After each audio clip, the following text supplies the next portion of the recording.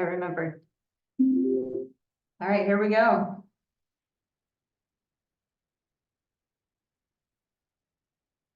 Good morning, good morning. Welcome to our Q2 2024 DBE Task Force meeting. We'll get everybody signed in, get everyone a couple moments to sign in. Get everybody's cameras working, everybody's audio all connected. If you would like to take a moment to introduce yourself, the chat is enabled. Just make sure it does change to, if you want to introduce yourself to the group, feel free. Just make sure that drop down is changed to everyone. And then if you would like, just say good morning. We always love to see who's here. I think it's always fun to see names and greetings from everybody. So my name is Rebecca Morris. I am your consultant, your ADOT DBE Task Force consultant, planning consultant. I'll be your MC for the day.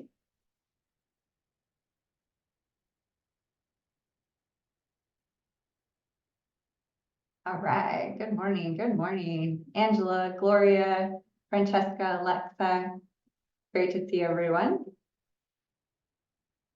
All right, we're going to get going. Just a couple housekeeping notes. The chat is great for, comments and introductions and all that kind of good stuff. If you have a question for the speaker, if you have a specific question for the speaker, please do use the Q&A. So that is the best place because, the chat just kind of keeps rolling. There's a lot more comments. We might lose your question and I don't want to do that. So if you have a question as we go through our topics of discussion, please do use the Q&A. That is the best place again for that. A couple notes, everything will be distributed. So if you see any materials, every slide deck will be distributed, the recording will be distributed, everybody that registered will have everything. So we definitely want to communicate and get information out. So that's kind of one way we're going to do that is by distributing everything. But before we get into our topic, we do want to go through some ADOT department updates. I'm going to go ahead and stop sharing. I'd like to introduce or invite Greg Byers to provide an update from the State Engineer's Office. Greg, will you turn your camera on and your microphone on? Good to see you. Good morning. Good morning. How's it going? Pretty good. Thank you for being here. Greg, take it away. I'll step into the background.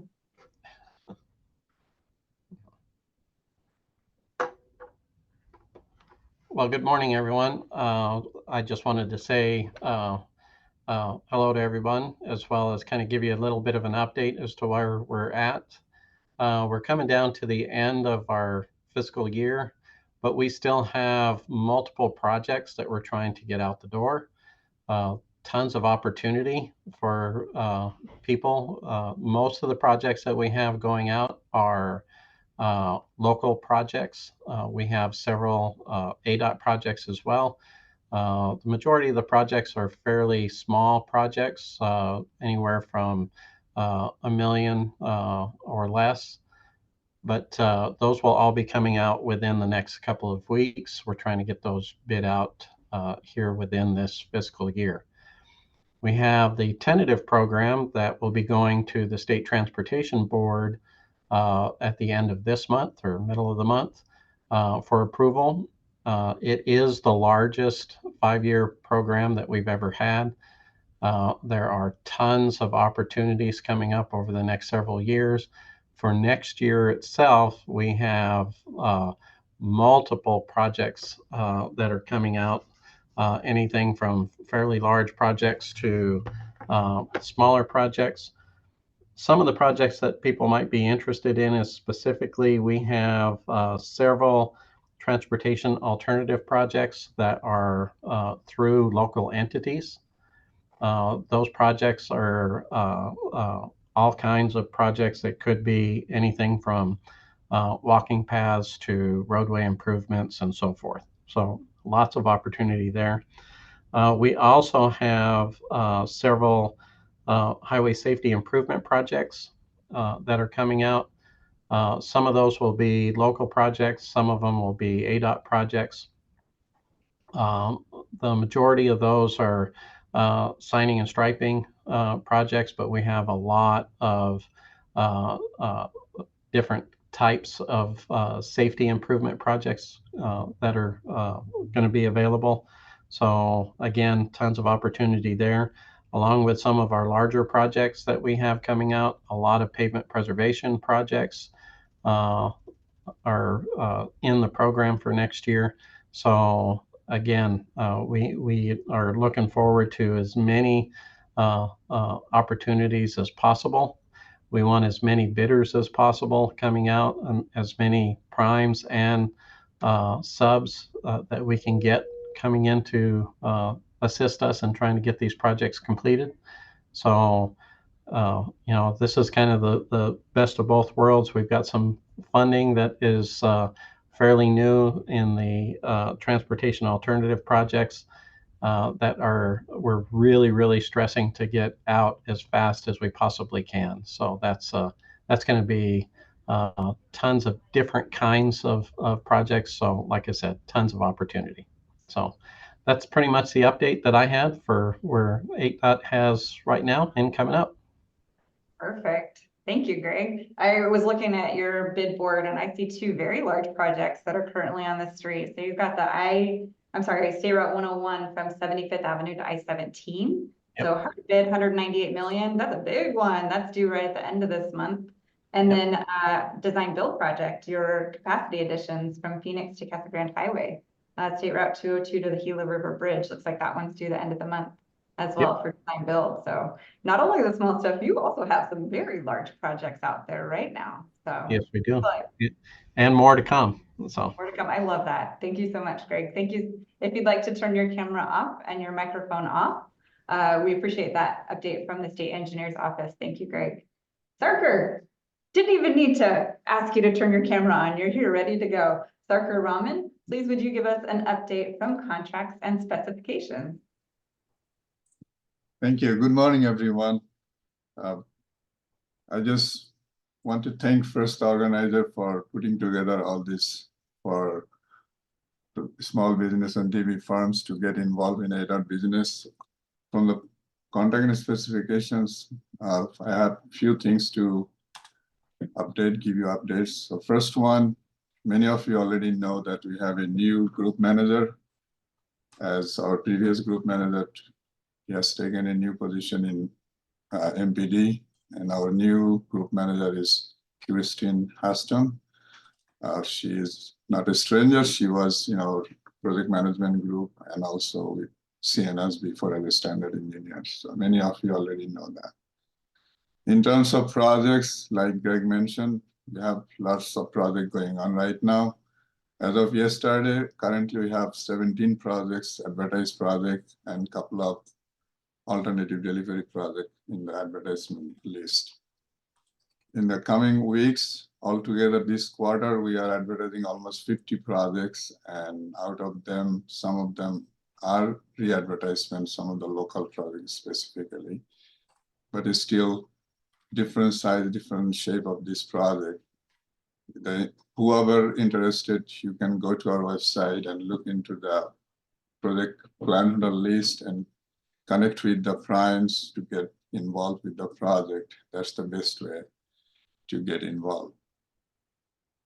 And another thing I want to mention that during the BICO, the expo we have last month, that a lot of people, you guys come over to our booth and talk about the projects and wanted to know more about how to involve in ADOT projects. So, and I noticed that many of you are not very familiar with ADOT, our website. There is a good information there. Please feel free to reach out there and contact any of us in contract specifications so we can help out to go through the process if you want to be a prime with ADOT or even want to get involved with any other project. So with that, I want to thank again all of you for listening. Thank you, Sarkar. We appreciate hearing an update from you every quarter. You also have a lot of opportunities, 50 in one quarter. That's a lot. That's a lot of projects. So thank you so much. Sarkar, if you'd like to turn your camera off and your microphone off. Excellent. All right. And then Adam Bieniek, with Engineering Consultants Section, ECS. Would you give us an update on your department, please? Sure, thank you. Good morning. Really quick, we have a couple positions that were critical to our team that we are now currently filling, our assistant group manager and our compliance manager positions. We hope to have those filled maybe the end of this month or at the very latest, the middle of July. And second, once we have a full team in place, I know that's caused a little bit of a bump in the road for some of us because it's delaying the process and things like that, but we're working on that. The second half of the year, we'll be working on a new post-award packet that we're going to be putting together for firms. After they're awarded a contract, it's kind of like a reference packet that will give all sorts of information, easy references to what you need to do to who you need to contact, what do you need to do to submit a mod, what do you need to close out your contract. Within this packet also, we'd love to include like an FAQ for DBE requirements, things like that. One thing I asked of everyone is we'd love your input on what you'd like to see in this type of post-award packet. So any type of feedback you'd like to see in something like this, please send it to me or one of my staff members, and I'd really appreciate that. Other than that, we're moving forward with ECS. We have 5 projects that are on the horizon coming up soon. So please go to ADOT website to keep a lookout for that. Other than that, thank you very much, and hope you guys enjoy the rest of the conference. Adam, I love that idea, your post-award packet. That's great. So I'm looking forward to seeing that. I'm sure that'll be very useful and very well received from people that have contracts to help them be successful in their execution. So great idea. And again, Adam is looking for feedback, looking for input on that post-award packet. So thank you, Adam, for providing that update from ECS. All right, next up, Alexa Romay, providing a DBE DBE SS update. Alexa, take it away. Hi, everyone. Just 3 quick things. I just wanted to make sure that you are all signed up to receive our communications if you're not already. If you're new, we do bi-weekly newsletters and snapshots. It's a great way to kind of stay up to date on industry news, hear about updates on current and upcoming projects, webinars that are coming, DBE spotlights. Plus, you will be the first to hear of any upcoming ADOT events. And I don't know why you wouldn't want to hear or get my beautiful emails all the time. So make sure that you're signed up. Another quick thing, we did put together some slides that will kind of encompass the talking points that will be in today's panel discussion. So we'll be sharing that with all of you after this meeting. So just keep an eye out on your inbox for that communication. And lastly, just a reminder, the USDOT site does have a lot of resources, obviously, for the final rule. A big one is their webinar series. I highly suggest and recommend that you all go and just take a few minutes and just sign up. There's about 3 left. So you can just add that to your calendar. And then if you have some time between your meetings and your work schedule that you can play in the background like a podcast or an audiobook. So at least you're hearing the information. I think it'll be very beneficial. It is a topic, obviously, that affects us all. So it's important to just stay as informed as you possibly can. And you can always go in with any additional questions that you may have, as they're like very topic specific. So just definitely do that. I'll add both of those links into the chat right now. And with that, I will turn it back to Rebecca. Thank you.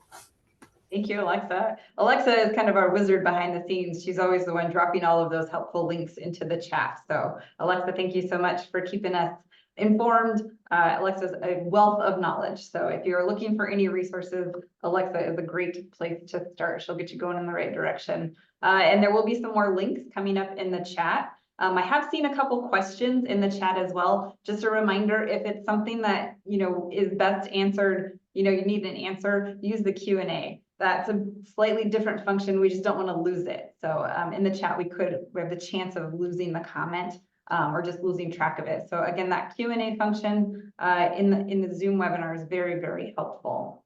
So thank you everybody for introducing yourselves and participating. We love the engagement. of the chat in our virtual webinars. So we do have one more update. Gabe Demarby, if you could turn your camera on and your microphone on.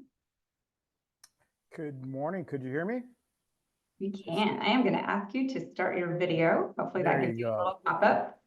Thank you. We like to All see right. people. There we go. Now we know who's talking. All right, Gabe, please Awesome. do give us an update.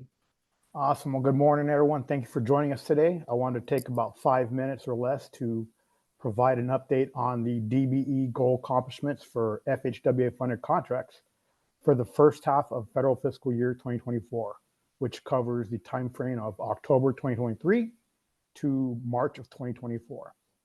I do have a presentation. I can't share it right now, but it will go out as part of the handouts for today's presentation. But just to recap, our current overall goal is 12.55% that would be accomplished, and we report our accomplishments semi-annually.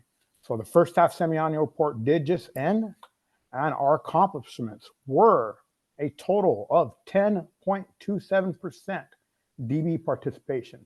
Now that does include our 2 active design build contracts that have already met their DB commitments. Those are utilizing the open-end performance plan, and we're not going to go into the details right now. We'll go into the details kind of with how an open-end performance plan works later in the presentation. But at the end of the day, these 2 active design build contracts have already met their DB commitments. So they're only bringing on race neutral DB participation at this time and as needed.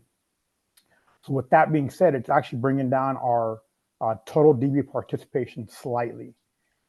Again, total, when you combine it with all design build contracts, is 10.27%. It breaks down to 6.53% of race conscious participation and 3.74%. However, we also track and look at the awards for traditional bid build method contracts. And ADOT and the highway transportation industry, when looking at these traditional bid build contracts, we actually achieved 12.18% DB participation, which is just very shy of our goal of 12.55. So of that 12.18 DB participation, we achieved 6.53% through race conscious means. And that math actually looks off. I apologize. We achieved 7.88% race conscious means, and then the rest was achieved 4.3% through race neutral means. So what that means is ADOT did meet our race conscious portion of the goal. And keep in mind, this is higher than the statutory 10% aspirational goal set at the national level. So please don't look at this as a fail. This is a huge success for industry. In fact, kudos to everyone that's attending primes, DBEs. Just to briefly highlight some of our reasons for shortfall, again, was these design build contracts, the type of projects being awarded. Greg mentioned earlier, we have a lot of pavement preservation, pavement rehab jobs. And when we have those type of projects, they limit subcontracting opportunities, therefore limiting DB subcontracting opportunities. So we narrowly tailor these goals, everybody. Again, that 12.55% goal is aspirational. End of the day, ADOT as an agency is found in compliance to be administering the program in good faith because of all of our outreach events and our networking events like today. So continue helping us with meeting those goals. When comparing first half fiscal year 2024 accomplishments to last year's 2024 accomplishments, we actually achieved 1.61% higher DB participation for traditional contracts. So this year, 1 year ago, we actually achieved 10.57% total participation on traditional contracts. This year, we're at 12.18%, so that's awesome.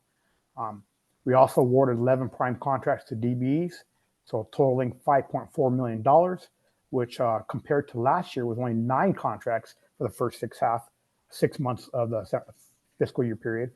That only totaled $1.3 million. So again, we're doing great, team. Everyone in this virtual chat here today, please help us achieve that race neutral participation. That's a critical part of the federal DB program. All agencies must achieve as much race neutral DB participation as possible. I see we have some SBCs in the building today. If you are not DB certified and you meet the qualifications, you'll hear about that in the panel discussion. we encourage you to reach out to our certifying departments to apply for DB certification. That right there alone will probably help us reach that small shortfall we had for traditional bid build contracts. And that's kind of all I have today for an update. Again, I will share the presentation. It has links to our website. You can look at monthly awards. You can look at the semi-annual data. And if you have follow-up questions, please reach out and we'll be happy to have a follow-up meeting with you. Dave, thank you so much. That is really impressive. I wrote down that you've awarded 11 prime contracts to certified DBE firms, totaling more than $5 million, up from 9 and only 1.4 million if I was scribbling correctly. From last year. So that's a really big increase. That's great in dollar volume to prime certified DBE contracts. That's awesome. So thank you, Gabe. Appreciate your update. And I'm sure we will have the link if it's not already in the chat. It will show up in the chat here in just a few minutes. And with that, I will say, Gabe, thank you so much. You're a main panelist, so I would invite you to keep your camera on and your microphone on. And all of our main topic panelists, please do take this opportunity to turn your cameras on and your microphones on. I will introduce our moderator in just a moment, but I have one thing to do first, which is a poll. So we actually wanted to see a live poll. So everybody that's, maybe looking at a different screen, please do turn your attention back to this webinar for just a moment.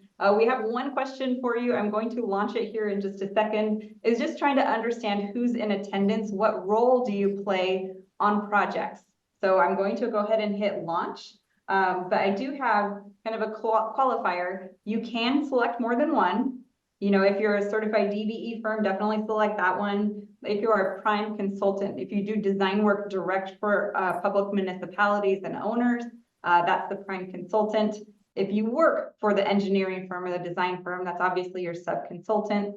And then the prime contractors, those would be the roles that prime general contractors who contract direct with ADOT versus the subcontractor. A couple of different material kind of suppliers versus distributors versus manufacturers. So, all right, got a lot of answers rolling in. Fantastic. Okay, perfect. So we're looking at, we've already got 44 people who have answered. Thank you all so much for participating. We'll let this go for just a moment. I will share the results, but first let me introduce our moderator. So our moderator today is your DBE Task Force Chair, Angela Booker, President of ISFAC. Are we missing any of our panelists? Crispina, did you want to turn your microphone on? I'm sorry, your camera on? There you are. Beautiful. Just want to make sure we get all of our panelists on correctly. I think that's it. There's Steve Haley. We have a special guest, Steve Haley with ADOT. All right, I'm gonna go ahead and looks like we're kind of slowing down on our poll results. Anybody who has, you have about 10 seconds to answer that poll question. Oh, a couple more coming in. Beautiful. All right, this is some good participation. Good job, everybody. So about 80% of our attendees have already answered the question. I like it. Okay, I'm going to go ahead and end this one. Thank you all so much. I'm going to share the results. All right, I'll leave this up. Angela, would you like to take over and introduce your panel and take it away? Yes. All right. So good morning, everyone, and we want to welcome you to, again, our panel discussing the new changes, the USDOT, DBE, and ACDBE final rule. So many of you are probably saying, what is that? So what that is basically changing information as it relates to your certification, compliance, and FHWA requirements. So before we get started, I'm so excited about our panel. So I want to first open the panel up, and we want to give everybody a chance to tell you who they are. I'm going to just announce names, and I want them to give you just a minute or two about who they are and why they're on the panel. So let's start with Diane Neidig. So Diane, good morning. Good morning. So let's give them some information about who you are. I know I have it, but I actually like it when it comes from you. Thank you, Angela. My name is Diane Neidig. I'm the DBE Certification Program Manager here at ADOT. I've been with ADOT for a little over 2 years and previously was with the city of Phoenix. So I've seen the certification world from many sides. So I'm very happy to be here, very excited about this new regulation. I think it's really a good thing for DBEs. So happy to share that information with all of you. Wonderful. Diane and I go back a little ways at our days at the at a city. So Gabe, it is great to see you this morning. So let's tell we all know you're with ADOT, but come on, give us some more information. Good morning again, everyone. Gabe Demerby with ADOT. Just hit 18 years with ADOT, actually. 6 years with BECO, and I'm currently the Contract Compliance Training Officer.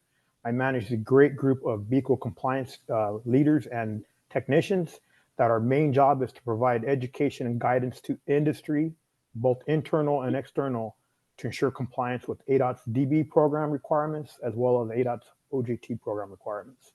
Nice to meet everybody again. Thank you, Gabe. And so let's head down to Christina. Good morning, everyone. My name is Crispina Mata. I am the DB Program Compliance Manager at BECO for the compliance team. I managed ADOT DB program, including the DB and OJT assessment, goal assessment. I ensure that the DB compliance in professional service and construction industry are in compliant and ensure that in meeting the DB requirements. I manage a team of 3 that also manage those contracts of professional service and the construction that we administer contracts with for FHW funding contracts. And I've been with ADOT about 6 years. Wonderful. Thank you so much for that good information. And Anthony, I see you at the top of the screen there. Sure. Hey, good morning, everyone. My name's Anthony Sarhan. I'm the acting division administrator for the FHWA Arizona Division Office. My normal day job is the deputy division administrator here in Arizona. I've been with FHWA for 22 years. I spent about a decade of that working in construction, contract administration, and major projects where I was actively hands-on on the administration of the DBE program. Have a lot of experience with DBE on design build projects. Really glad to be here. Love the panel. Looking forward to hearing the discussion. Thank you, Anthony. And I believe we have one more panelist who I cannot see on my screen. Is that you, Steve? I'm looking. Yeah, my name's Steve Haley. I'm with the BECO office at ADOT. My title is Alternative Delivery Project Manager, which just means basically I'm responsible for the DBE oversight on the projects other than the standard design bid build projects. I'm here mostly to answer questions or discuss briefly about the open-ended performance plan on design build projects.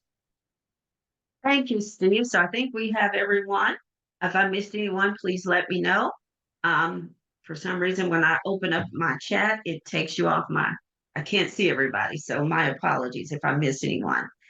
So let's get started. I'm excited about this because as an ACDBE and a DBE, these changes affect me as a company, but they'll affect you as a business owner as well as a prime, or whether you're a DBE working on a project. So I want to dive into this because we've got some juicy information for you.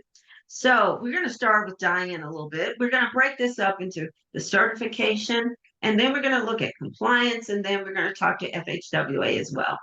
So let's start with, of course, certifications. So I'm a DBE. I'm certified as a DBE, ACDBE, SBE, WBE, WOSBE. Had to go through all those BEs. And so I'm wondering, and I know you guys are out there, your business enterprises as well. So Diane, let's talk a little bit about our certification because that concerns me, and I'm sure everybody else is concerned. So let's start with how has the application procedures changed for applying for DBE certification? And, have there been changes for both in-state, out-of-state? Because I might want to do business with ADOT, but I also may want to do it with the Ohio DOT. So what's that look like for me? And will it be easy? Is this new application going to be easy for me? So I know I threw a lot of things in there, Diane. So let's just start with, are there changes? There are a lot of changes. People from the DOT, the USDOT, have described it as a complete and total overhaul. In a lot of ways, that's very true. It's been simplified. It's been smoothed out. The stated goal is to align with the current USDOT emphasis on wealth creation. So that's always encouraging news for DBEs to hear. And it's been simplified in a lot of ways. Some of the changes that will probably be most obvious to current DBEs, ACDBEs, as well as prospective certified firms. The personal net worth has been raised. It was previously 1.32 million. It is now, let me check my numbers and make sure I've got them memorized correctly, 2.04 million. And the way it was calculated was very smart. They based it on earnings of business owners, not just the general public. So it's a very reasonable amount for the population that this program is designed to serve. There are lots of other detailed changes in terms of how it's calculated. One example that a lot of people have asked about already is retirement assets. It used to be that retirement assets were counted as part of your personal net worth. That is no longer the case. The application does still require you to report them, but the calculation is different. So that's a very positive change that everybody's going to notice as soon as they get in there. The business size cap wasn't specifically changed under the new rule, but bear in mind the SBA does make those changes, and it has recently been up to 30.4 million 5-year average for DBEs. For ACDBEs, it's somewhat higher at 56.42 million. If anybody has a specific question about why, I can explain that, but just know that that would apply to either concessions or to there are firms that are certified to perform construction work on FAA funded contracts only. So a lot of details there. Happy to take any questions. We're also going to give you our slides that will give you the links where you can read it. And you can always contact either Alexa and the supportive services team or us in certification for your specific questions. And don't forget to put them in the chat. Don't forget to put their questions in the chat, folks. Yep, that final rule website is a great website. I think the USDOT has done a great job of making information available. A couple of things I'm just going to kind of lightly mention since we're talking about changes. The requirements for ownership and control have generally been made, I'm not going to say more lenient, but more sensible, more in line with the realities of the industry. It really clarifies a lot of things that we as certifiers kind of struggle with, because sometimes it was a little hard to know exactly what the interpretation of the rules were. I think that's been eased a lot, and I think most of you will experience that as you go through your process. Timelines were shortened, so it's still a 90-day timeline for approval of a new DBE application. That hasn't changed. And bear in mind, when I say DBE, I mean DBE, ACDBE also. It's Port 26 and Port 23 of the same regulation. The application should be completed within 90 days. If for any reason a certifier requires more time, we used to be able to take a 60-day extension. That's been shortened to 30 days. For interstate certification, the project has been very much simplified with much less documentation required, greater cooperation between UCPs, which puts some of the burden on the certifiers instead of the applicants. A big one you'll notice there is the date your annual updates are due. They're no longer annual updates. They're now known as DOE, or Declaration of Eligibility.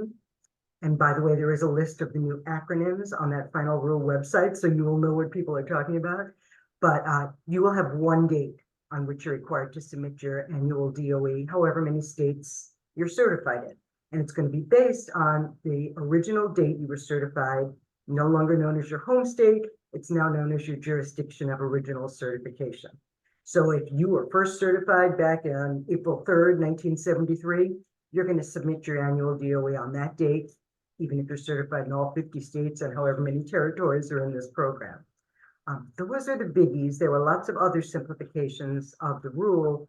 I'd be happy to go over those in more detail, but there's a lot of detail. So please bear in mind, it'll take a little while to get them all straight. As of May 9th, though, they all went into effect. We are being compliant with all of them. Our software provider is updating the website. You will see form changes being rolled out continuously. Some changes are already up there and some are still coming. So it's all happening. I think it's going to make it a lot simpler for DBEs to understand and participate in the program more fully. Wow, that's a lot, Diane. That's a lot. I might have to take a moment and just let my hair and my head wrap around all this. So I just want to touch base on a few things that you made a point of telling us. Our PNW, our personal network. So now it allows me to go from 1.32 million to 2.047, which allows me as a DBE, if I need to borrow money or I need to do things, I can show more income. So with that 2.047, my question is, well, I was just about to do now we can't call it an annual review anymore, my declaration of eligibility. And I started that process beforehand. So does that 2.047, does it apply to something I did in the past, or will it apply now? How does that work? Great question. As of May 9th going forward, nothing goes backwards. So whatever rules were in place, nothing will change for you and you will not lose anything as a DBE. As of May 9th, these are the new rules. The 2.047, again, doesn't count some stuff that was counted previously, and that's part of what it counts. So there are lots of reasons. It's a formula they utilize. You can take a look at it. You did mention something about loans, investments, and other types of things that pertain to your business. Bear in mind, those are separate. There are some new requirements under the rule regarding how we look at investments, capital contributions. Again, a lot of detail there, and we'd be happy to go through it on a case-by-case basis with anyone with questions. It makes it more, as a certifier, I feel more confident that I really can take a good look at what's happening with the business and make those determinations. The rules are very simplified. So just bear in mind that any loans or investments in your company are not part of your personal net worth calculation. They're completely separate. Well, Diane, as my grandmother would say, we're cooking with grease now. Uh-oh, this is good. This is good. So as a small business owner, this is going to help you. So I see the rules as being extremely helpful. So a couple more things I just want to follow up on. You mentioned the annual updates. Now they're called the Declaration of Eligibility. So if I'm certified in 40 states, do I have to do that for all 40 states now? Well, you always have had to do that, right? Because every state has been required to conduct an annual update, but it might have been April 1st in Arizona. It might have been June 10th in Michigan. So it was a lot of work, a big paperwork burden. So yes, you will still have to do it, but now basically you're doing the same exact thing. You can do it on the same exact day. So it's basically sending out a bunch of emails. Most people are doing it electronically. Some states are not. But yes, you will still have to continue because we still need to ensure the firm's eligibility. Basically, what you have to send is simplified. It used to be a full set of taxes. As long as we can verify your gross receipts for the current year and verify the eligibility, we're allowed to accept different types of documentation. So we can accept just the first page of your corporate return that shows the gross receipts. We can accept an audited financial statement from your CPA as long as it's objective and verifiable. In other words, you can't just write us an email, here's what I made. We do need to see some documentation so we can verify that we've got the numbers correct. So yes, you still have to do it. That's not going away, but it is going to be a lot easier.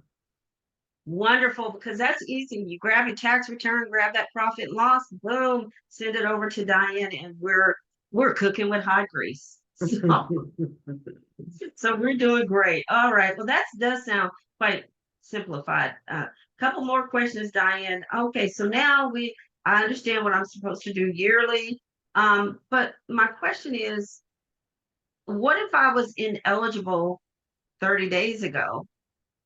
And now I see that 2.047, I'm now eligible. What should I do? Well, you can independently just contact your certifier, or we will reach out. If any certifier has previously denied a firm for exceeding personal net worth, we're required to reach out and advise that this limit has been changed and invite them to reapply. And I believe, and again, I haven't committed every aspect to my memory yet, I believe the regulation does say we do not need to ask for a new application. We can simply go back and look at what you submitted and reevaluate under the new regulation. Okay, so this is all getting great. Diane, is there anything that overall you would say that the new rule would affect me as a certified business? What is there something that would help me, or is there anything nugget of information you want to leave with me? There are so many nuggets, but there is one more I would like to share as to the directory of certified firms, which is known as AZ-UTRAX, and maybe Alexa can drop the link in the chat for me at utrax.azdot.gov. As you know, we have the SBC registry as well as our directory of certified firms. Our directory will now show the firm's website, which will be a real advantage. If primes are trying to find you, that's another great way. Most of us are contacting each other electronically these days. We do have the capacity for you to enter that right now in AZ-UTRAX, and we'll be working to make sure that we provide that information if it's already visible in our DBE directory, which I know our tech people and our software provider are working on that. Please get ahead of the game, go into UTRAX, add your website, and we'll make sure we have all that information ready to roll. As I mentioned before, no DBE will lose anything under this. There's no advantage or right or privilege or benefit that's being curtailed. It's all being made easy. You will find the interstate process much easier. The bidders list process has been updated, and most of the things that are your bread and butter that you're dealing with every day, you're going to find a lot easier to deal with under the new rule. Great. Well, let's just see if there's anything in the chat, Diane, that you and I need to discuss. I'm looking at the chat. I'm seeing a few questions. Of course, everybody wanted to know, where is this information? That is in the chat. They put in there where you can find about the ADOT DBE certification. In addition, in the chat, there's the size standard. So if you have a big question mark about whether or not your business meets a specific size standard, and we're going to talk to Gabe a little bit about this as well. So let's see, let's see, thanks for the links. So some people are going to go in and review the links. I'm looking in the chat to just make sure there's not any questions. Yeah, I do, Angela, see a couple I'd like to respond to.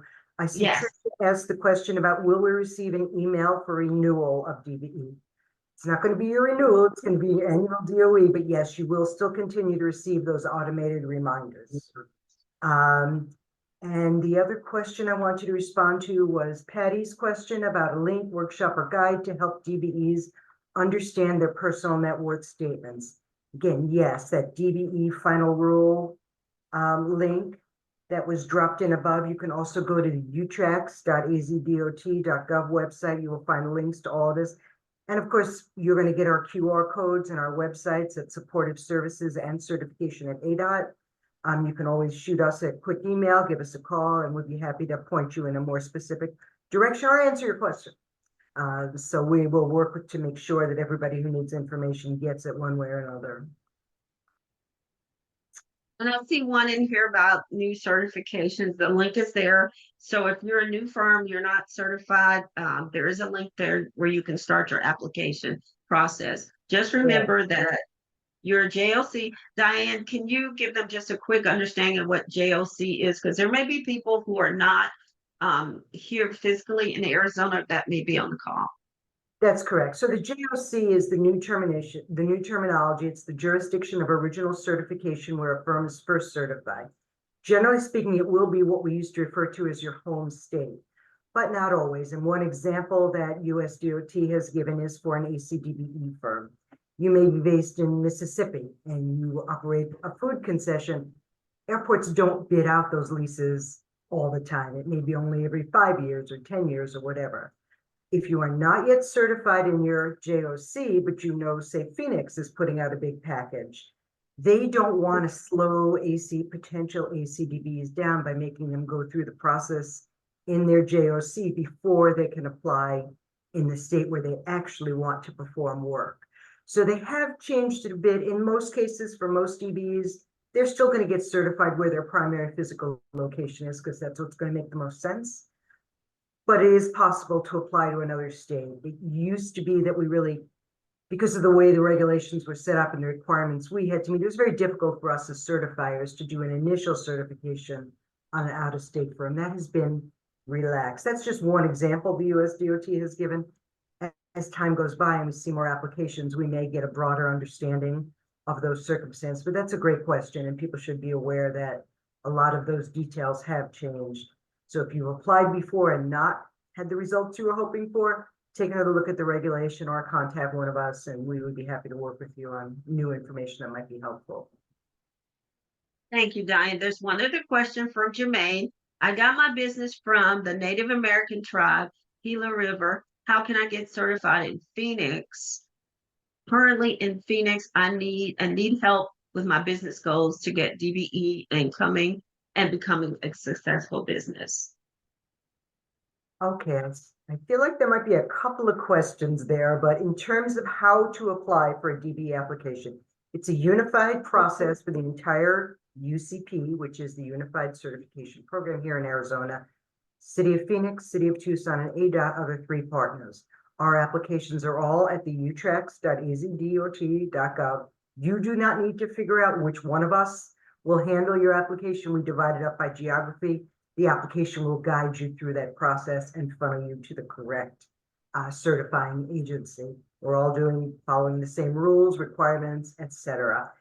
I'm not sure if by business goals, if you need help with your business goals to get DBE, that would not necessarily be a certification function. If you're a new business, I would encourage you to contact maybe the MBDA. There's a Native American Chamber of Commerce. There are a lot of community agencies that would help more with that side. But again, we have those links and resources, so feel free to reach out to supportive services or certification, and we'll see if we can get you guided to the most appropriate places where you can move ahead with that. Being a new business does not mean you're not eligible, but if that's what your question is referencing, we do need a business plan. We need to be able to see what you're going to be ready, willing, and able to perform as a certified firm. So hopefully that answers your question, but feel free to follow up with us afterwards if you need more information. There are 2 other questions, but I'm going to combine them for the sake of time. Okay, so will I receive an email for the renewal of my DBE? And someone asked a question about the timelines. So if you want to explain how the system works in timelines so they understand when you receive the application and what happens after. Okay, so I'll take the annual DOE part first. We actually send 3 courtesy reminders. They're automated. Our system sends them out beginning 45 days in advance of when it's due, another one at 30 days, another one at 15 days. And if your day comes and goes and we don't hear from you, we're going to contact you again by email and then follow up with a phone call. We don't want anybody to end up losing their certification because they didn't cooperate with the requirements. That's what the terminology is, failure to cooperate. So we make every effort to make it as easy as possible. When you receive those reminder emails, you're going to have the link to click. The forms are going to be available to you. We make it as easy as possible. Regarding the timelines on the new certifications, there's no difference in the 90-day. I'm going to do in-state first. There's no difference in the 90-day timeline. The extension period has been shortened from 60 to 30 days. So instead of a maximum of 150, it's been reduced to a maximum of 120 days. Regarding interstate certification, it used to be a 60-day timeline. That's been drastically reduced to a 10-day timeline. So when we accept your application for interstate certification, we have 10 days to respond. So obviously that is going to make it a much smoother process for our DBEs, for all DBEs in every state. I think that answered all those questions. Yes, I think you got them all. Thank you, Diane. I tell you, you help us cook here. We're getting this meal prepared for everybody so that they know how to move forward. So if you're not certified, Diane just gave you everything you need to get certified. So you have no reason now not to be certified. So again, if you have any questions for Diane, please put those in the chat and we'll address them again at the end. But Diane, thank you. And if you could stay on for a few seconds more, we're going to go on over to compliance, but there may be a few certain questions in compliance. So I'm looking forward to talking about compliance. So Gabe, you and your team, I've got a lot of information, a lot of questions that I want to ask. but I'm also going to ask for the audience. Okay, so Diane laid out a table for us. And so we want to start filling in this table with some good food. So we got our grease cooking over here. So I got some questions about, describe to me, Gabe, these new changes in terms of a bidders list. How's that going to work? Is there a form I'm going to have to fill out now to tell you all of my information? Let's start there. Tell us a little bit about the bidders list. Well, ADOT right now has a bidders list that is submitted electronically and the ADOT's online, the DB directory, which is also known as the AZU tracks. Right now we are collecting a lot of the required data that is required by the final rules. And the good thing is that it's just having to work with BECO technology team, ADOT's RTG team to make these updates to the electronic form. So bidders will report additional data such as subcontractors, DBEs and non-DBEs, NICS codes, and applicable scope of work they are providing bids on. Oh, so now so they got to put my NICS code, all of that information in there, Christine. Is that right? Yeah, they would require NICS code, scope of work, even firm's annual gross receipts. Of course, right now we are collecting like their address and the zip code. The genders of race are collecting, but the fortunate thing about it that we do have various forms and trackers that we collect other data. We are proactively collecting that we could implement into the electronic form. But Okay. that is going to take time working with the technology team and ITG. Okay. So that's a new requirement. That's something new there. Well, then you've always had a bidders list, but more data is required now. Yes. So Gabe, any comments on that? Thank you. Yeah, just to piggyback off that, thank you, Crispina. The way it's currently filled out, if a prime is filling out a bidders list for a firm that already has a AZU track profile, like Crispina said, most of the data is already collected. So in instances where a prime is going to utilize a sub that doesn't already have a UTRAX profile, they're going to have to manually enter all this information. So it's going to be more of a heavy lift for the bidders. I'm going to call them prime contractors. So we want to encourage industry, primes, DBEs, SBCs. If you're going to do work on ADOT contracts, make it easy on yourself and create an AZU Tracks profile so that you don't have to fill in your race and gender information every time a bidder list is required. And again, bidder lists are required for the primes, not necessarily the subs. So, and one of the major changes is that the agencies are now going to have to report this to the USDOT in a soon to be developed database. So we're still waiting to hear back from USDOT on when that will be developed, but stay tuned. Luckily, with, again, all the data we collect, we should be able to run a report behind the scenes and provide all that data to USDOT. Mm-hmm. So we've got the certification team on. So if I'm registered in AZU Tracks and my certification data is there, Gabe and Christina, can you tell me if that's something that they can pull from my certification, or how, or is it just that I have to go in there and fill out the registration? What part are you asking about? About the bidders list information. How's the primes going to get that information? Can they look at my certification? How are they going to get that? All that can definitely be found in the firm's profile within AZU Tracks. We're literally going to meet in about an hour to further discuss bidders list, but we're hoping that, again, as long as a firm has a profile, we're hoping that with our ITG team, when a bidder fills out this bidders list and picks a firm with the AZU Tracks profile, it will allow them to then select their applicable NAICS codes that are, again, already in the firm's profile. And then we're also hoping that we can put down a drop-down list that will identify scopes of work. There's already that option to search in AZU Tracks through scopes of work, so we're hoping to tie it to that as well. So fantastic. All right, I know all of this is so new. It's just been since May 9th, so I know every recipient of federal funds like ADOT and others are working on this. So let's switch gears a little bit and let's talk about what are the DBE performance plan requirements for design build projects. I know there were some changes there, so let's talk a little bit about that. Thanks, Angela. Chris- I will take that one. So basically, the DOT final rule has indicated that any design build project has to use what's called an OEPP, open-ended performance plan. So we've already got several, well, we're on our third project that has that concept. It's very successful.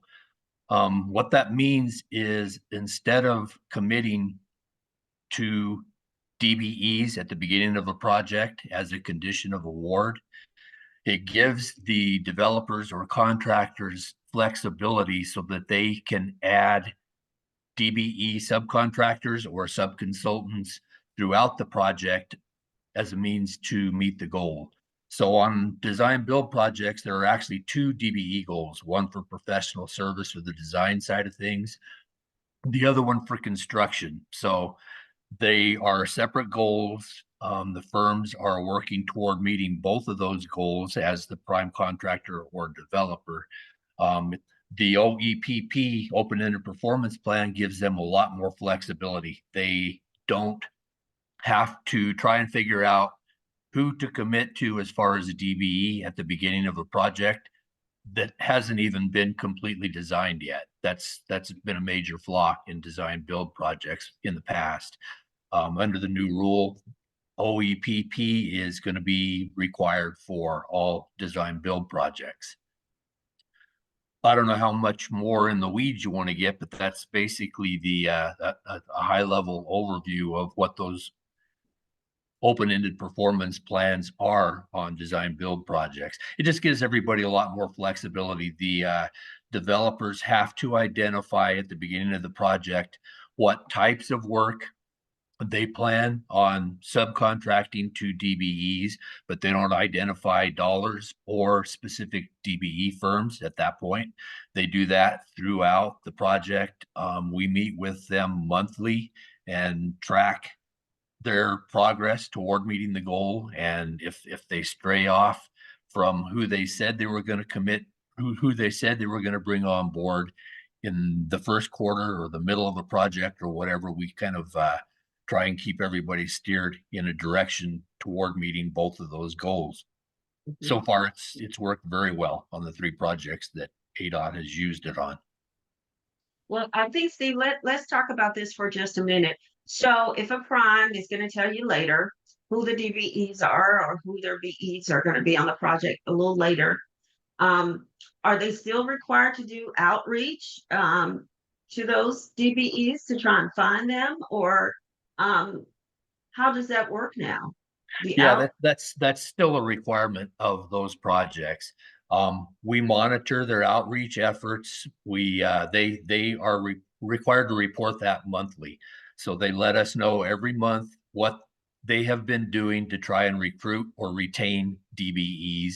If they see something in the project that changes and they've already got a DBE on board to do a portion of the work, but they need to pivot and either reduce or add to that DBE's work, that gives them the flexibility to do that. And then at the same time, they do attend all of the normal events, all of the recruiting potential sites that they can do, and we monitor all that. They are required to report that monthly. Perfect. So now as a DBE, you see that they're still going to be reaching out to you. So please make sure that you're on the lookout for projects and the primes reaching out to you. So let's take another little turn and let's talk about, I want to explain what happens in the new rule. We want to talk a little bit about the new supplier category, and that's the distributor,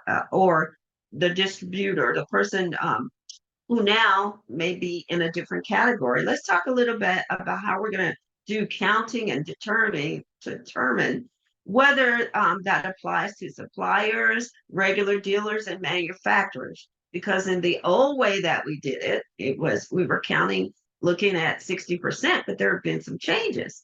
So who wants to take that one? I'll take that one. Thank you. All right, Gabe, let's jump in there. let's start with the brand new supplier category to industry, which is the DB distributor. Moving forward as of May 9th, now distributors can count for DB credit on USDOT funded contracts, which wasn't allowed before. And so what that does is it allows for up to 40% DB credit for the cost of materials or supplies, including those transportation costs. And to count for credit, they have to meet a commercial useful function. So to meet a commercial useful function and count for distributor credit, the DBE must demonstrate ownership of the items in question and assume all risk for loss of damage during transportation.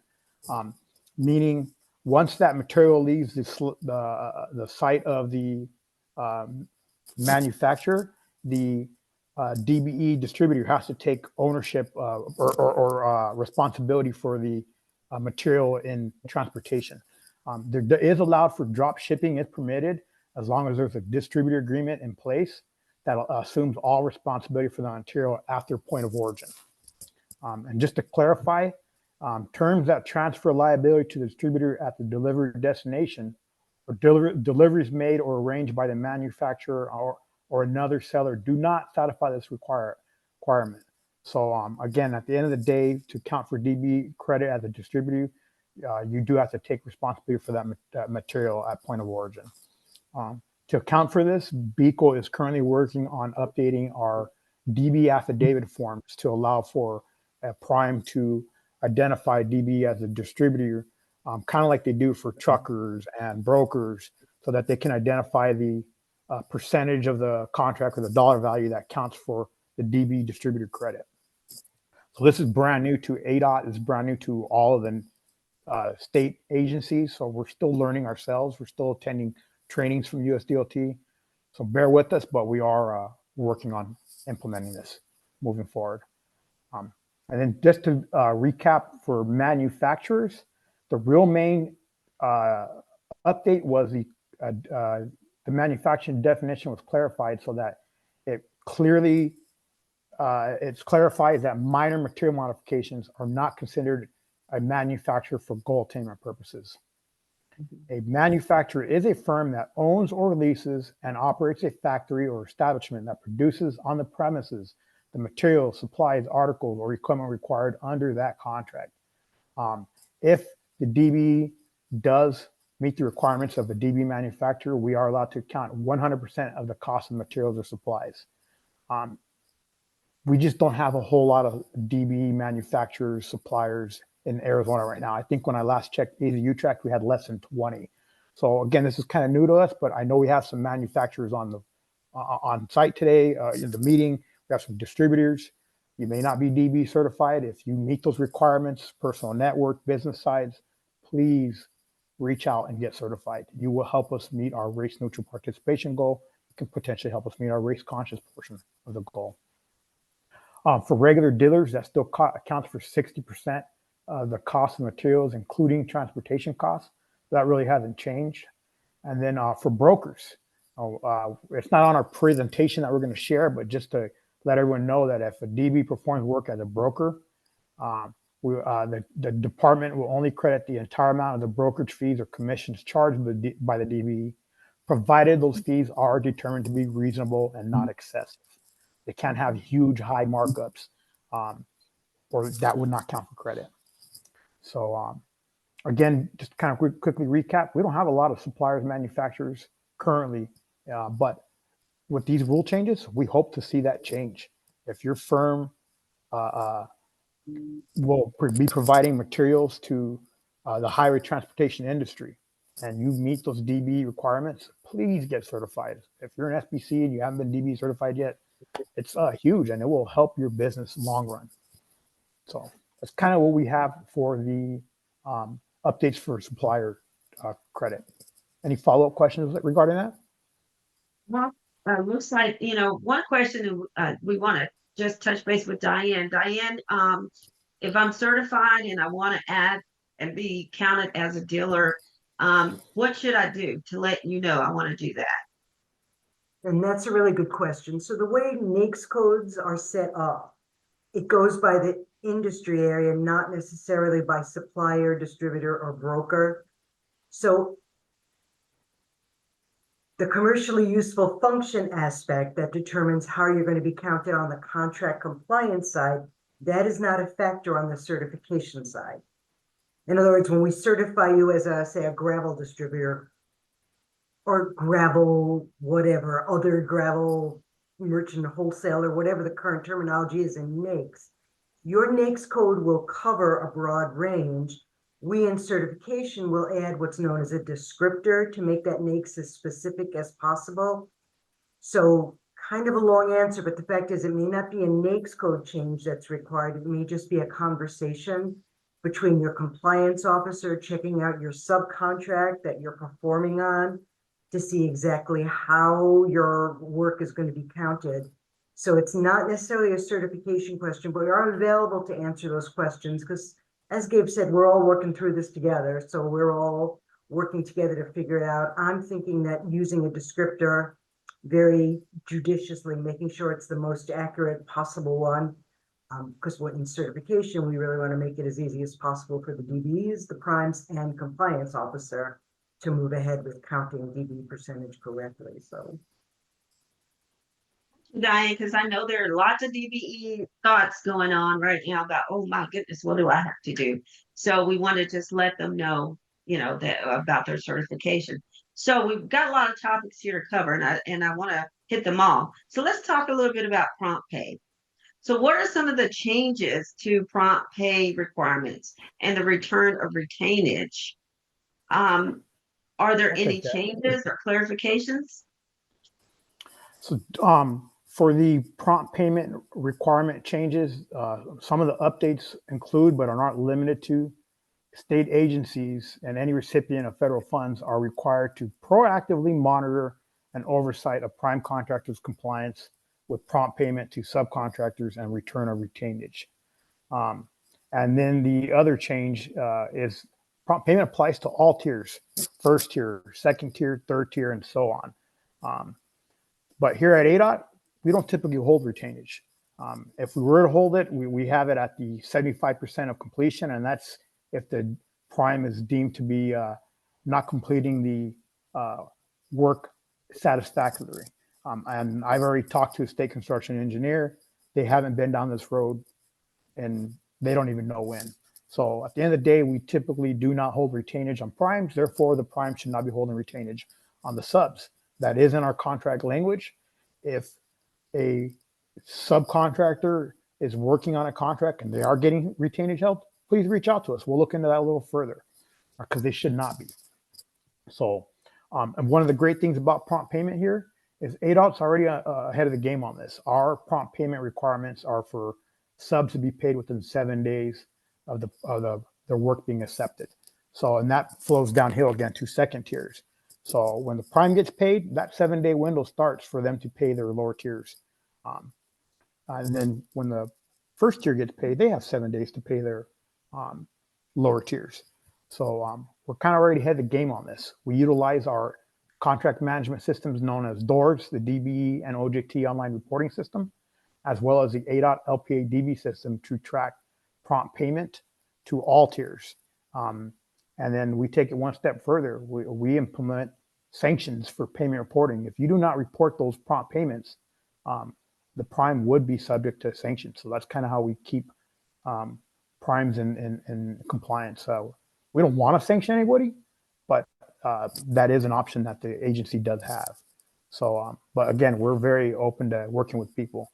If you have new staff, reach out to us. We want to train your team on the DB program requirements, including how to use DORS and how to report payments. No one wants to see a firm get sanctioned because at the end of the day, that can eat into profits. And I know there's really no willful non-compliance in Arizona. I think everyone is on board for the prompt payment and compliance for the benefit of the industry. So, and yeah, we actively monitor those prompt payments that are reported indoors. And then we will randomly select primes and subs to kind of perform an audit to verify that prompt payment is being followed. That is a requirement of the CFR. We cannot rely solely on complaints. So we will be randomly reaching out to primes and subs. So when we do reach out to you, please provide us that information timely. That's critical to us to review that prompt payment and then look into it for potential sanctions recommendation or to close out that portion of the review. So Dave, you bring something up that's really important. As a DBE, I got questions and I didn't get paid on time, but I don't want to put that out there because, hey, I may never get another contract with this particular crime. So if I want to reach out to you and tell you something quietly and not tell everybody else, is there an opportunity in the reporting system for me to do that? You're able to submit a email in the DOORS or LPA system to the contract compliance, the signed contract compliance technician. However, you can always reach out to us through our contractor compliance mailbox and have us briefly explain the situation, and we can look into it further. So Okay. completely, So I have completely a moment that yeah, we completely understand that we're kind of, no one wants to complain and reach out, but sometimes that's the last opportunity you have. So, but just to clarify on that, Arizona is a paid when paid state. So oftentimes when we get a phone call like, hey, we haven't been promptly paid, and we look into it, most of the time it's because ADOT hasn't paid the prime yet. And until ADOT pays the prime isn't required to pay the sub. So providing that education to industry is helpful too, because some of the instances where we do get notified of a potential prompt payment violation, when you look at the requirements, it's not, it doesn't meet the prompt payment. It doesn't meet the standards for a violation, I guess is what I'm saying. And on that, Gabe, we also want to let them know that we don't just look at property based on complaints. Know that ADOT also can randomly select and check to see that everyone is paid properly. We do not wait for a complaint for us to start this process. We at times are able and can randomly select to do prompt payment. Thank you. Thank you so much. So I know that's important to everybody because getting paid in the small business is everything. So I know that there have been some changes to the DBE goal setting. And so I know we want to spend one more minute just talking about briefly, are there any huge changes that you want to mention about DBE goal setting before we go to FHWA? From an ADOT standpoint, no, there is no major updates from the regulations that impact ADOT and our subrecipients and the industry. ADOT operates a race-conscious FHWA program, which means each FHWA contract is assessed for DB opportunities. If it's deemed to have DB opportunities, it'll be assessed a race-conscious goal that must be met as a condition of award, where the prime fills out those DB affidavits and identifies their committed DBEs. We're also going to have race-neutral projects where there is no set DB goal that must be met as a conditional award. However, we encourage all primes to still bring on race-neutral participation because, again, that's a critical aspect of meeting our overall DB goal.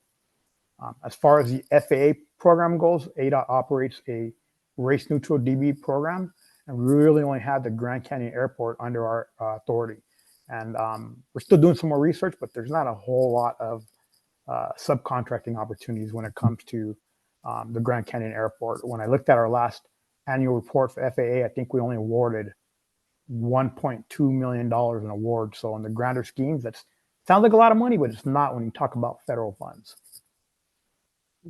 Exactly. Well, I know we're getting short on time, so we have one question that that's in there, and it says, when a company gets its first DBE contract, can we reach out to be walked through this entire process? Of course, great question. Again, we're here to provide proactive education and guidance.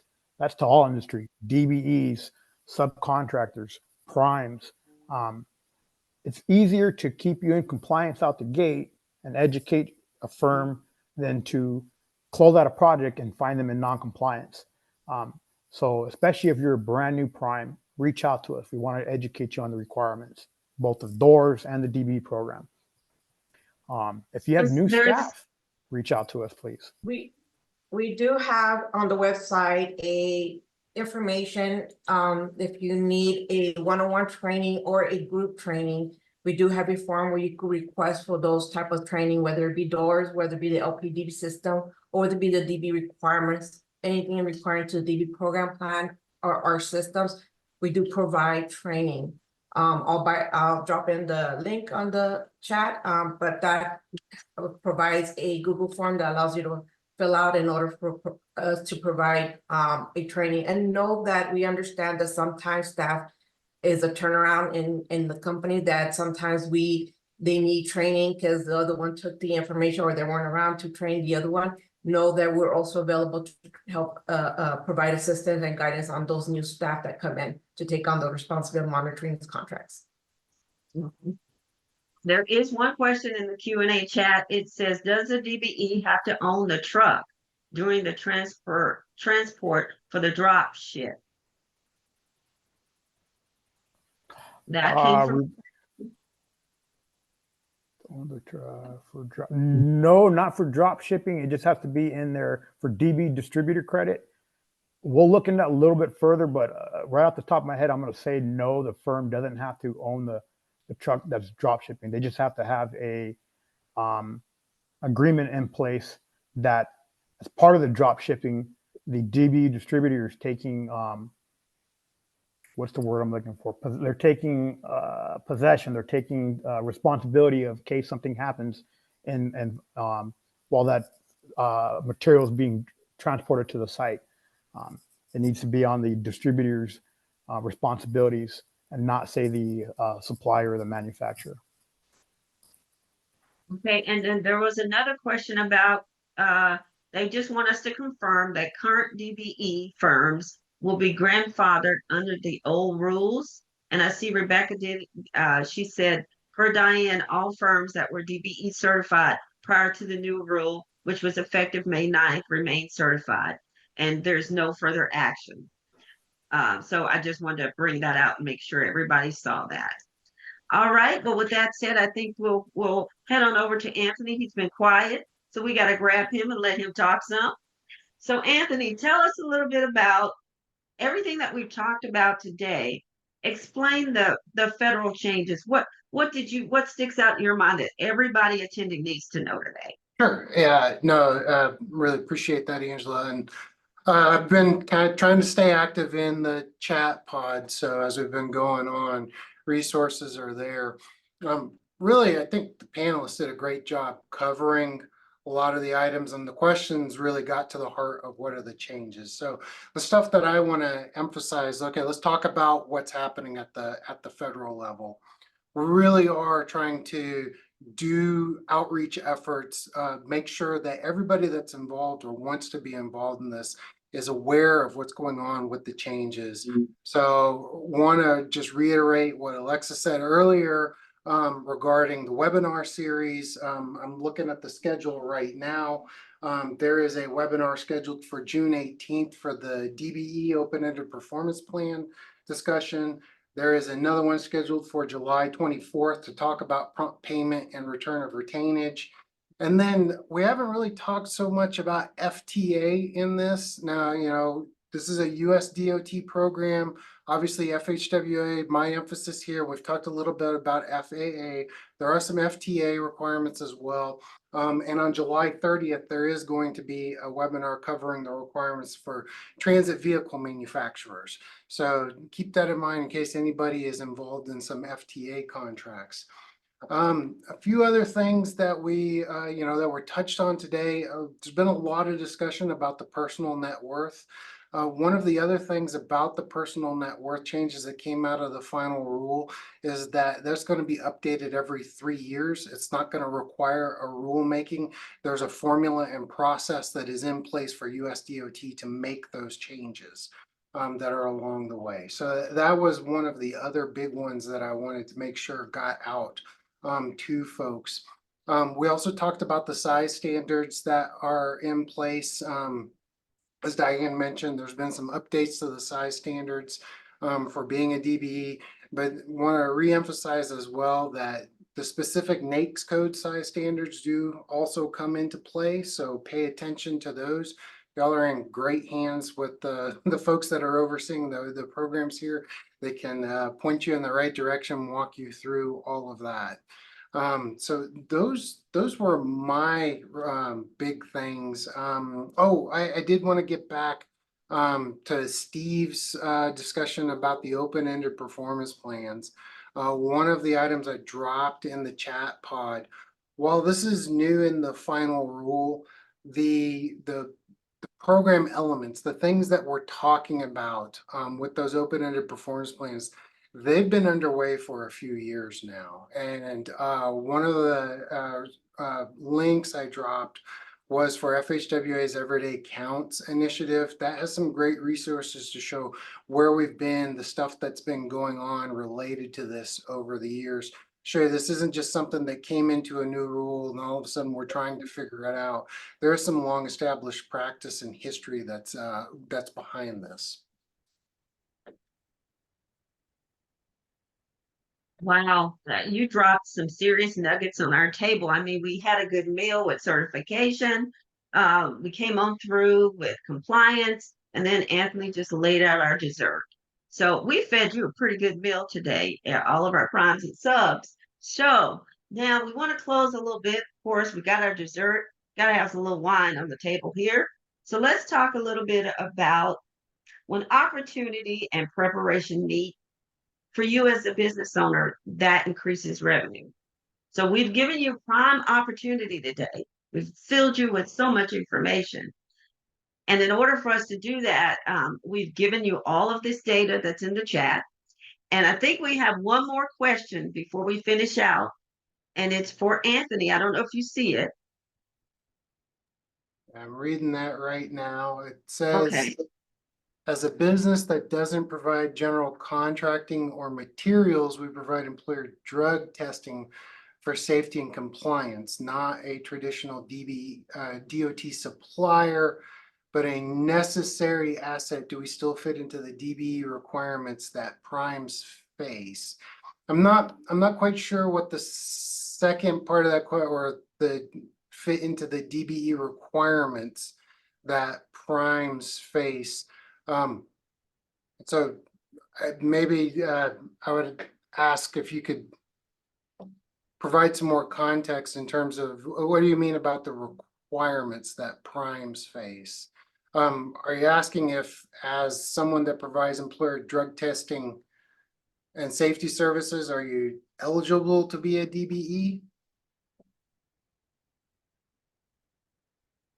Let's see, I think something popped up there. It says in regards to the numbers that they must meet for these different projects.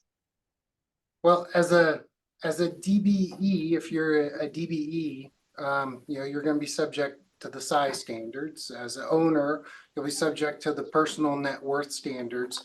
Those are going to come into play whether you're a prime contractor or not. Now, the levels may be different on what they are. So is that, hopefully that's getting at it. And I see Gabe's popped on. You may have some more that you want to apply here or add to this. I'll jump in. It's a great question that I don't think ADOT typically sees as an approved subcontract on the project. However, I do see this as a professional service type of service that I don't necessarily see why it could not be included in a project. As long as it's project specific, I could see it happening on like alternative delivery contracts, major projects that are going to go on for long term. And the primes, joint ventures, developers need access to a certified firm that can provide drug testing capabilities quickly. It's not something we do see typically as an approved subcontract, but it's a great question, something for our team to look into a little further with our field reports team who does approved subcontracts on our construction contracts. So let's look into that a little bit further, Angela. Yeah, and can I just add from a certification point of view?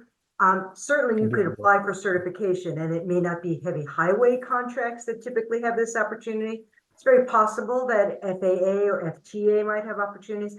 So purely from a certification standpoint, you would be eligible to apply. I could not speak to how many contracts you might land, but I think it's definitely worth your time to do some investigating. Maybe look at what kind of contracts are out there and, you know, consider applying for certification if you're interested in government subcontracting. And just following up on what D'Angelo was saying in the chat pod, I believe confirmed it's about the personal net worth and size standards that's there. So yeah, that's going to apply. Perfect, perfect. Well, I think we got them. I know we're at 10:25 and we want to give Rebecca the opportunity to hop on here, but there's one other question. What is the difference between DBE subcontractor contracts? I'll take that quick question. I think I can answer it. There's not a huge difference between a subcontract with a non-DBE firm and a DBE firm. At the end of the day, when a subcontractor is approved and then that subcontractor is added to the project in our doors or LPA DBE system, the prime, that's where the contract has to add that subcontractor. And in there, they'll mark if they're a DBE and non-DBE. That's when the compliance technician will look at that sub request to verify, is that firm a DBE and certified to be a DBE? If they will, they'll approve that sub request in the doors or LPA system. If they're not and they're accidentally marked as a DBE, they'll probably reject the subcontract request and tell them, hey, mark it as a non-DBE because they don't count for credit. I hope that answers your question. At the end of the day, subcontracts are required for DBEs and non-DBEs if you're going to perform work on a ADOT contract. Well, that concludes our panel. I'm so excited because I think we answered a lot of questions and we got we informed the DBE. So as a DBE or ACDBE, if you're watching, we've given you great information. They've laid out the opportunities that ADOT has available in other agencies. So now it's time for you to go out and make some profit and earn some revenue. So with that, Rebecca, I think you're still here. You want to bring us home. All right. Thank you again to all of our panelists. This was kind of a heavy topic, very technical, very information dense, I would call it. So I would just say a reminder to all of our attendees, you will get all the resources. So all the links we've been dropping in the chat, all the slide decks, everything that we've talked about, you will get additional resources if you are registered for this webinar. Panelists, I will invite you to turn your cameras off and your microphones off. Once again, thank you so much for answering all those questions. Angela, fantastic job moderating. Always appreciate that. Hearing, you know, a great moderator kind of guide the conversation. We will be in touch again. You will get the recording of this entire session, all of our post-event materials. If there are any last-minute updates from ADOT, Alexa, Francesca, anybody else, feel free to turn your camera on and your microphone on. I think we covered it probably before our main topic, though. So with that, I will just say thank you so much for spending part of your Tuesday with us, and we look forward to seeing you at the next one.